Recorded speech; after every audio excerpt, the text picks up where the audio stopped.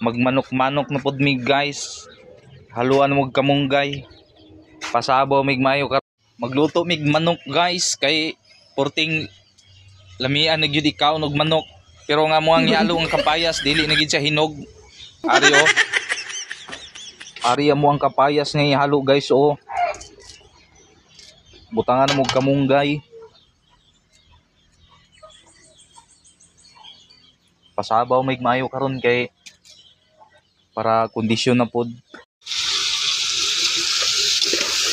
Imikos-mikos yun nato nig maayo kay para mugawas ang iyahang mantika, mugawas iyang langsa.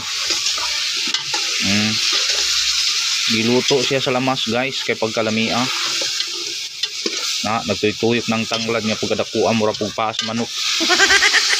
Human na siya mikos-mikos guys, ato na siyang butangan og sabaw nga tagalapaw, tagaliog ana mura siya pispan na para lami kayong higop sa mga kurimaw.